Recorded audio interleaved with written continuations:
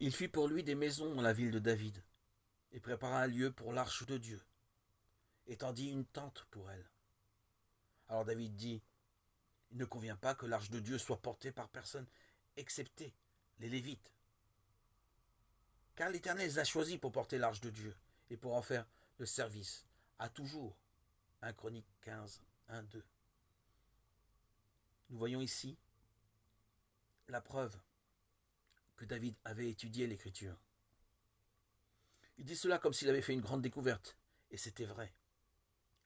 En effet, 400 ans auparavant, cette instruction avait été clairement écrite, Deutéronome 10, 8. L'Esprit de Dieu a certainement attiré l'attention de David sur ce passage, et sur d'autres relatifs au même sujet. Il s'est préparé aussitôt à obéir à la parole de Dieu. Il a réalisé sa folie de vouloir imiter les Philistins. Plus d'un chrétien aujourd'hui n'a-t-il pas cherché à adorer Dieu ou à travailler pour lui selon ses propres pensées? Il a laissé sa vie religieuse se modeler parce qu'il avait appris étant enfant ou parce qu'il a vu tout autour de lui étant adulte, sans avoir vraiment consulté la parole de Dieu pour voir si Dieu avait, oui ou non, donné des directives claires sur ces points.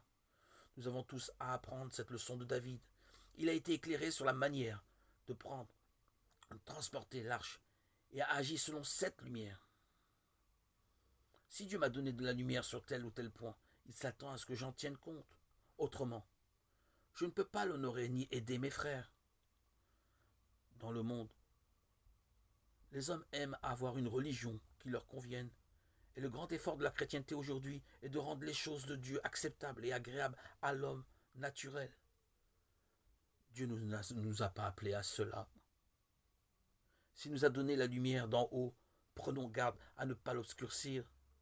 De plus, cette lumière est donnée pour aider les autres.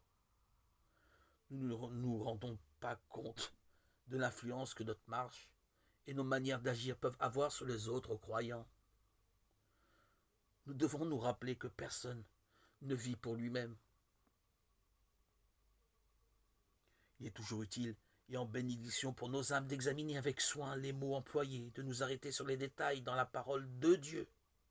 C'est une lecture que nous devons faire avec prière, en nous gardant d'y chercher un appui à des idées préconçues ou de vouloir définir ce que l'Écriture ne définit pas.